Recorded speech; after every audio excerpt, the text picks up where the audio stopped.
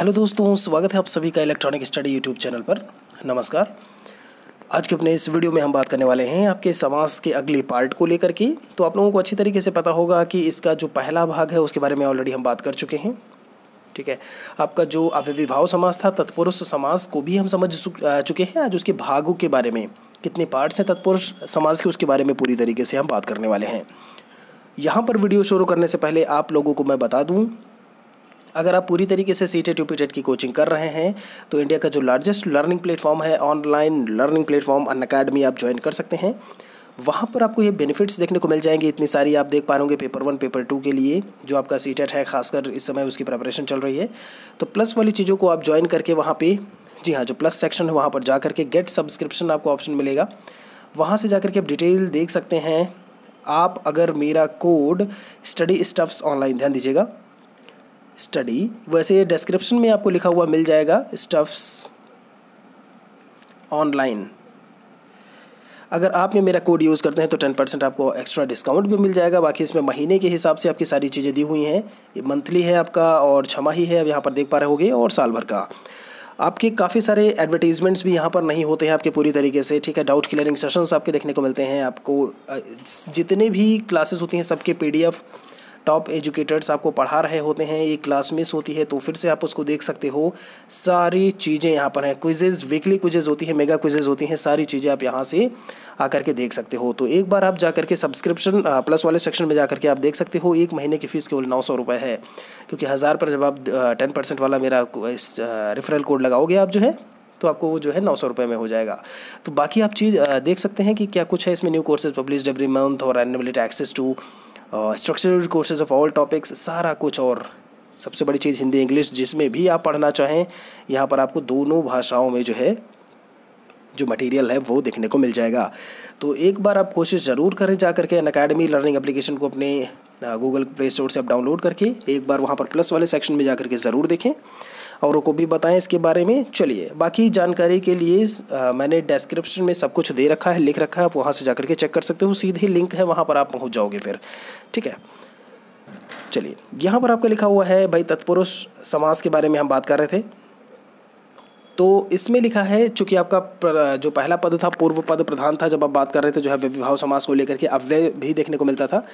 यहाँ पर तत्पुरुष समास को 1 मिनट में समझ लेते हैं और उसके पार्ट्स को भी समझते चलेंगे। इसमें लिखा हुआ है कि अंतिम पद प्रधान हो। ध्यान दीजिएगा, दोनों पदों के बीच का कारक चिन्ह लुप्त हो जाता है। कर्ता व संबोधन को छोड़कर शेष सभी कारकों की विभक्तियों के अर्थ में यह समास होता है। अब समझिए, यहाँ पर आप जब बात करते हो कारक चिन्हों को लेकर के, ठीक है, तो कारक समझना जरूरी होता है। कारक चिन्ह क्या होते हैं, तो आप लोगों को बस मैं इतना बता दूं कि आप जब विभक्ति चिन्ह को लेकर के बात करते हैं, ठीक है, जैसे कर्ता ने कर्म को करण से, संप्रदान के लिए को अपादान से, ये सारी चीज़ें क्या होती हैं, वहाँ पर यही बात हो रही है कि कर्ता चिन्हों का पूरी तरीके से लोप देखने को मिलता है। कर्ता और संबोधन को छोड़ करके शेष सभी कारकों की विभक्तियों के अर्थ में जो है यह समास होता है। आप कर्ता को छोड़ेंगे यानी प्रथमा विभक्ति, और जो लास्ट में संबोधन अष्टमी है उसको आप छोड़ करके बाकी सभी के साथ में जो है ये समास जो है वो देखने को मिलेगा। कोई भी पॉइंट आपको अगर नहीं समझ में आता है तो आप जो है कमेंट में लिख दीजिएगा, उसको फिर से बताने की पूरी कोशिश की जाएगी। यहाँ पर एग्जांपल्स तो मैंने बता ही दिया था, आपका राजा का पुत्र, और किस तरीके से यहाँ पर आपका अंतिम पद प्रधान होगा इसको लेकर के भी हम बात कर चुके थे। तो भाई सीधे सीधे बातें हैं समास के भेद के ऊपर। 6 भेद होते हैं ऐसे, आपके कारक 8 थे उसमें। ठीक है, आपने कर्ता और जब संबोधन को हटा दिया तो 6 बचे। इसमें है कर्म तत्पुरुष, करण तत्पुरुष लिखा हुआ है, संप्रदान है, अपादान है, संबंध और अधिकरण। ये चीज़ें आपको देखने को मिलती हैं।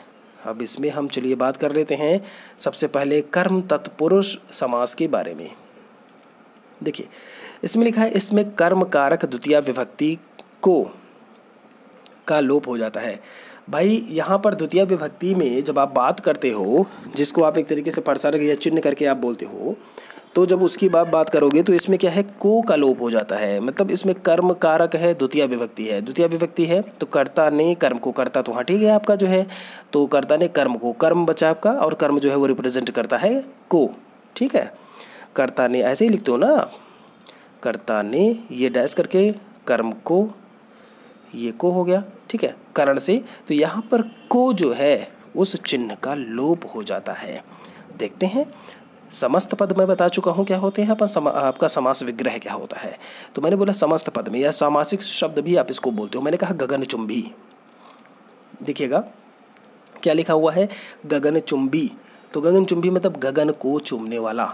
अब यहाँ पर देखिए को, जब समास विग्रह में को लिखा हुआ है और जैसे ही आप उसको समस्त पद में करोगे को का लोप हो जाता है और क्या बन जाएगा, गगनचुंबी बन जाएगा।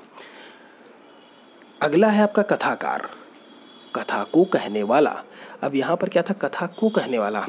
जैसे ही आपने इसको समस्त पद या सामासिक शब्द में आपने जैसे ही चेंज किया, यहाँ पर जो को था वो हट गया और कथाकार केवल आपको देखने को मिल रहा है। यश को प्राप्त, यश प्राप्त हो जाता है। यहाँ से भी को का लोप हो गया है और को किसको दर्शाता है, आपका द्वितीय विभक्ति को। द्वितीय विभक्ति क्या है, कर्म कारक वाले को। ठीक है, एक दूसरे से पूरी तरीके से कनेक्ट करके चलिएगा तो अच्छे से और समझ में आएगा। तो भाई ये बात हो गई। दूसरा आपका है करण कारक, ध्यान दीजिएगा। अब जब आप करण कारक की बात करते हो, कर्ता ने कर्म को करण से यानी करण जो आपका है कारक, उसका जो पहचान चिन्ह है विभक्ति प्रसर्ग जो देखने को मिलेगा, विभक्ति चिन्ह जो देखने को मिलेगी वह है से। इसमें तृतीय विभक्ति के चिन्ह से के द्वारा के साथ इसका लोप हो जाता है। आपको करण में जो है तीन देखने को मिलते हैं विभक्ति चिन्ह। कौन कौन से, के द्वारा और के साथ, इनका जो है लोप हो जाता है। देख लेते हैं भाई, इसमें एग्जाम्पल्स जो दिए हुए हैं इनको हम समझते हैं। इसमें लिखा है आपका समास विग्रह में लिखा है शक्ति से संपन्न, यानी कि शक्ति संपन्न। तो से का आपका लोप हो गया जब आपने समस्त पद या सामासिक शब्द में उसको चेंज किया। तुलसी द्वारा कृत, आप तुलसी कृत बोलते हो या तुलसी के द्वारा कृत, ऐसे ही बोलते हो ना आप उसको। तो यहाँ पर क्या होगा, के द्वारा, वो आपका उसका लोप हो जाएगा। रेखा से अंकित, रेखांकित होता है, यहाँ भी आपको जो है से लोप होता हुआ दिखाई देगा। फिर आगे है आपका गुण से युक्त, तो क्या हो जाएगा, गुण युक्त आपको देखने को मिलेगा। आगे क्या लिखा हुआ है इसमें भाई, शोक से आकुल, यहाँ पर भी क्या है आपका से आपको दिख रहा होगा और यहाँ पर शोकाकुल जब आपका हो जाएगा तो जो से है जो आपका करण को जो है रिप्रेजेंट कर रहा है, शो कर रहा है, प्रदर्शित कर रहा है, इंगित कर रहा है, उसका लोप हो जाएगा। मन से चाहा, मन चाहा होता है। उसके बाद करुणा से पूर्ण, आपका यहाँ भी जो है मन से चाहा से आपका जो है उसका लोप हो गया, मन चाहा हो गया। करुणा से पूर्ण में से हट गया, करुणा पूर्ण हो गया। मन से माना हुआ, मन माना होता है। ठीक है दोस्तों, आपकी लाइव क्लासेस डेली होती हैं 7:30 बजे। आज भी आपकी लाइव क्लास होगी 7:30 बजे, ध्यान दीजिएगा। और जो सब्जेक्ट है आपका वो है संस्कृत। ठीक है, उसके क्वेश्चंस को लेकर के हम बात करेंगे।